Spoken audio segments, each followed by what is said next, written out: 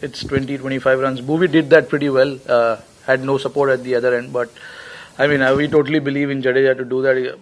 He's got Test 100 as well, and yes, of course, he wants to do well in ODI cricket as well as a batter. Of course, he's bowling well in the last few series that we played, but he's focusing more on his batting, and he expects himself to contribute with the bat as well. Rohit, it was a hot day today. You were out there for the best part of 96 overs. How are you feeling there towards the end? It looked like some pretty exhausting stuff. Yeah, a little exhausting. Sydney, we knew, the weather sometimes here it's overcast and sometimes it's quite sunny. The other day when we came to practice, it was overcast, but again, we expected the match day to be quite hot. But we guys are used to it. We cannot find that as an excuse because we play in India where it's absolutely hot and humid as well.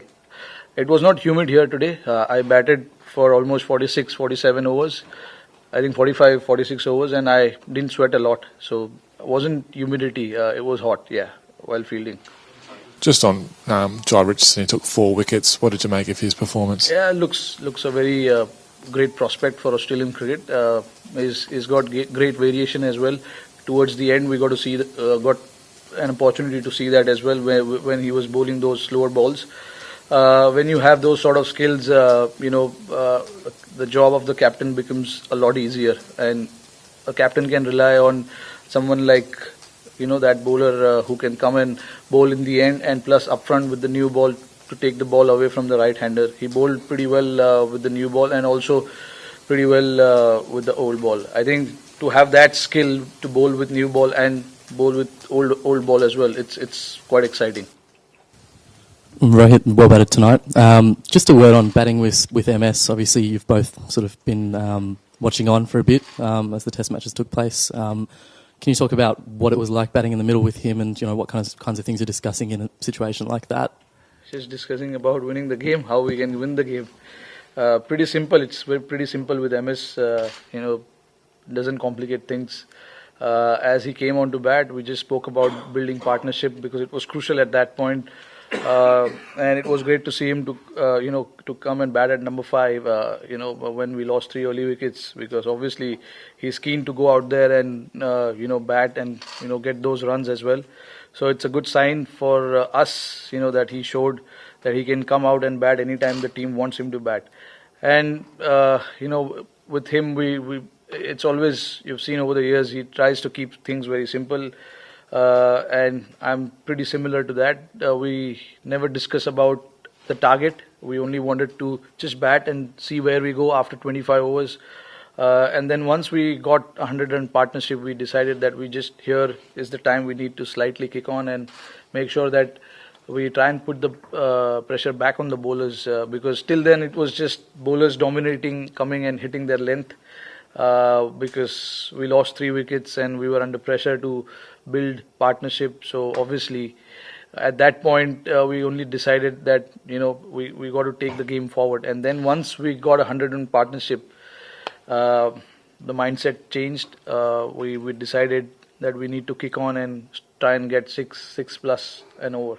I have 3 more questions in English. Rohit, how are you feeling? I mean, given you went back to India, then came back, the jet lag, the emotional things, and then now scoring another 100 in Australia. Can you just describe, mentally, how are you feeling? Of course, on a high, given what's happened back home. But can you just talk about that? See, I've been to Australia enough, so I know how to beat the jet lag. It's important. Of course, I went down back home for personal reasons, and then obviously once I came back here, the focus was only about the game. Like I said in the pre-match press conference as well, it was pretty simple for me to come out here and try and do what I do. Just try and make sure we get those runs and make sure that the team gets into good position. Unfortunately, all the 400s that I got in Australia, we lost all the games. So that is one thing that I want to change. If I get 100, I want to make sure that we win the game as well. Okay. Just on MS's LBW decision, the sort of ball tracker suggested it was pitching outside leg. Did you get a sense out in the middle that that was the case, and is one of the learnings in terms of sort of reviews for saving it in those kind of situations? Yeah, absolutely. I think it's always tricky. The DRS, you know when to take and when not. The one we took for Raidu, we came out in the middle and we had only 15 seconds, not even 15 seconds. By the time you get to each other, by the time you get to the batter, it's already 5-7 seconds over. So you got to make that quick decision. Raidu came and told me that he thought the ball was drifting down the leg, and I thought the same. But again, these things happen. You cannot always be right. But yes, it is important to use that DRS pretty well. We've spoken a lot about it. We are trying to make sure that we get, whenever we take DRS, we try and make the right decision. But it's not always going to happen because it's such a split second that you got to make decision and make sure that you take the right decision. So yeah, it's a learning for us. But again, we really don't talk too much about when things have already happened. Yes, when we go to Adelaide, we might have a chat about how we want to go about that. But what is done is done. Final question in English and then in a local language. Yes. Rohit, you've played a lot of cricket with MS Dhoni over the years. Do you think that, that he's better placed at 4 or 5 in this Indian batting lineup now rather than batting as a sort of finisher? And second of all, if he is going to bat in that middle order, is it important that he has fewer dot balls and turns the strike over more early in his innings? Oh yeah, like today was a different scenario. If you look at his overall batting strike rate, I'm sure it's about 85, 90, around 90, But when he came out to bat today, we already lost 3 wickets and the guys were bowling pretty well at that point. So we had to respect that spell. Like I said, we wanted to get partnership and you just can't go and get 100 run partnership that easy. Sometimes you got to grind it out and and the bowlers are bowling disciplined length. It's not easy for the batters to just go and start hitting.